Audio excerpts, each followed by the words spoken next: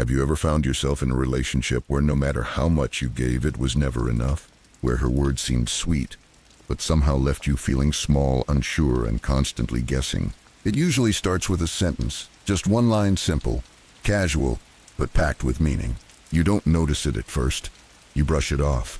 You tell yourself she didn't mean it like that. You convince yourself to stay. And that's exactly how you lose yourself. Because the biggest red flags aren't always shouted. They're whispered, hidden behind charm and smiles, and if you're not paying attention, they'll cost you time, energy, and pieces of your self-worth. This video isn't about hating women. It's about recognizing patterns so you don't waste years of your life chasing someone who never saw your value to begin with. If she says any of these 5 things, walk away. Not because you're weak, but because you're strong enough to know what you deserve. It sounds bold, empowered, maybe even admirable. Take me as I am. But when someone says this at the wrong moment in the wrong way, what they're really saying is, I refuse to grow. And if my behavior hurts you, that's your problem. Let that sink in. In a healthy relationship, both people are evolving, both people mess up, and both are willing to do better. But when she hides behind that phrase, she's not embracing confidence. She's avoiding accountability. I knew a guy once, let's call him Jordan. His girlfriend would snap at him over the smallest things, forget to call her back. She'd give him the silent treatment for days, misunderstand her tone in a text, full-blown argument.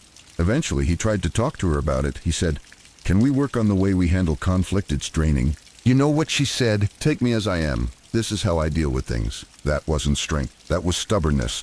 It was emotional laziness wrapped in fake confidence. Because real strength isn't about staying the same. It's about having the courage to grow, especially when it's hard. When someone tells you to take them as they are, you need to ask one thing. Are they saying that because they know their worth or because they're unwilling to face their flaws? There's a difference between being authentic and being difficult. One inspires trust, the other breaks it. If every time you bring up an issue, she dismisses it with "that's just who I am," what she's really saying is, "I'm not willing to meet you halfway. I care more about protecting my ego than protecting this relationship." So here's the bottom line. You're not asking for perfection, you're asking for effort. And if she's unwilling to make that effort, if "take me as I am" becomes her shield against growth, then it's time to walk. Because the right woman won't force you to tolerate pain in the name of love. She'll grow with you. She'll fight for better, not just for herself, but for both of you. You're lucky to have me. On the surface, it might sound playful, like she's just being cheeky. But if you hear this line more than once, and especially when things get tense, don't ignore it. Because when it comes with the wrong tone, it doesn't mean confidence. It means entitlement. And here's the difference. Confidence says, "I bring value and I know it." Entitlement says, "You owe me for the privilege of being in my presence." A confident woman makes you feel appreciated. An entitled woman makes you feel like you're constantly falling short. Let me tell you about Chris. Smart guy, ambitious. He landed a relationship with a woman who everyone said was out of his league. She was gorgeous, charismatic, and knew it. In the beginning, he was proud to have her by his side. But little by little, she began to weaponize her beauty. Every disagreement ended with, "You're lucky I even gave you a chance. Most guys would kill to be with me." And soon, Chris started believing it. He stopped voicing his opinions. He walked on eggshells. He bought her things he couldn't afford. Not because he wanted to, but because he was afraid of losing her. He became a shell of the man he used to be, not because she broke him directly, but because she made him feel like he didn't measure up. This is what happens when you date someone who sees themselves as the prize but never sees you. Look, there's nothing wrong with a woman who knows her worth. In fact, that's what you want. But a truly high-value woman won't need to remind you of it every chance she gets. She'll show it through the way she treats you. She'll celebrate your wins, not compete with them. She'll respect your effort, not expect you to earn her affection like a reward. She'll walk beside you, not ahead of you or above you. Ask yourself this. Are you constantly proving your value? Or are you being seen for who you really are? Because here's the truth. You're not supposed to feel small next to your partner.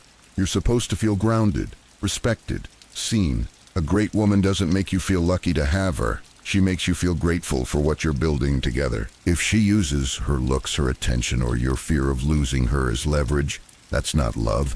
That's control dressed up as charm. You're not a contestant. You're not a fan in the crowd. You're a man. And you deserve a relationship that honors that. So if she's always reminding you that you're lucky to have her, It's probably because she knows deep down you're the one bringing more to the table than she's willing to admit. Walk away and let her find someone who's willing to live beneath her pedestal.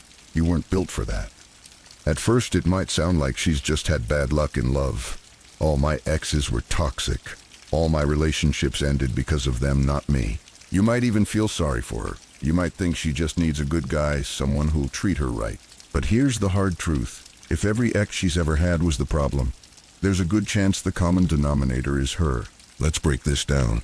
Every relationship has two people, two histories, two perspectives, two responsibilities. And if someone never takes ownership for how things went wrong, that's not a coincidence. That's a pattern. I once knew a guy named Tyler. Met a woman who was stunning, magnetic, one of those personalities that pulls you in fast. On the first few dates, she told him stories about how every man before him was cruel. One cheated. One was emotionally abusive. Another one, she said, was obsessed with control. At first, Tyler felt like a hero. He was the safe space, the one who'd be different. But a few months and little cracks started to show. If he asked where she was, she called him insecure. If he disagreed with her, she'd storm out and not speak for days. And if he brought up anything that bothered him, she flipped.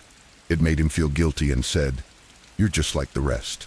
He realized something important. She wasn't escaping toxic men. She was creating toxic cycles and refusing to see her part in any of it. Because a person who sees themselves as only a victim will eventually make you the villain. Think about it. If she's never done anything wrong, if she's always the innocent one, then guess who gets blamed the moment your relationship hits a rough patch? You. No questions, no reflection, just blame. And that's not someone who's ready for love. That's someone who's looking for a new stage to repeat an old script. Mature people, truly self-aware people can look back and say, yeah, my last relationship was hard, but I made mistakes too, and I've learned from them. That's growth. But if she's never done any internal work, if she tells you the same recycled story about every man she's ever dated, you won't be the exception. You'll just be next. So before you fall for her sob story, ask yourself this: is she processing her past or escaping responsibility for it? Because if she's always the victim in every love story, you'd better believe she'll cast you as the villain in the next chapter. Walk away before the script starts again, and this time with your name on it. This one might be the most dangerous of them all. If you loved me, you would... At first it sounds like vulnerability, like she's just trying to express her needs, but if you pay attention, it's not a request, it's a test, a trap. Because real love doesn't come with strings. It doesn't need to be proven through sacrifice, control, or guilt. Let me show you how this plays out. First, it's small. If you loved me, you'd cancel your guys' night and stay in with me. If you loved me, you'd post me more on your social media. If you loved me, you'd answer my calls no matter what. Then it escalates. If you loved me, you'd stop talking to your female coworkers. If you loved me, you'd stop hanging out with those friends I don't like. If you loved me, you'd change who you are for me. And before you even realize it, you've built your entire life around keeping her emotions in check. Not because it makes the relationship better, but because it's the only way to avoid conflict. You start giving in to her every demand, not out of love, but out of fear. Fear that if you say no, she'll flip it on you, tell you you're cold, accuse you of not caring, withdraw affection until you beg to be let back in. That's not love, that's manipulation. I worked with a man once named Leo. Hardworking, loyal, emotionally present, but every time he pushed back on one of his girlfriend's requests, she'd say the same thing. If you really loved me, you'd do this for me. He ended up distancing himself from his closest friends, stopped going to the gym, changed how he dressed, and he told himself it was all for love. But it wasn't love, it was control dressed up as devotion. Here's the truth: love doesn't ask you to lose yourself. It doesn't weaponize guilt to get what it wants. It respects your no just as much as your yes. So if she says if you loved me, you would... Stop right there. Ask yourself, is she expressing a healthy need, or is she trying to manipulate your emotions?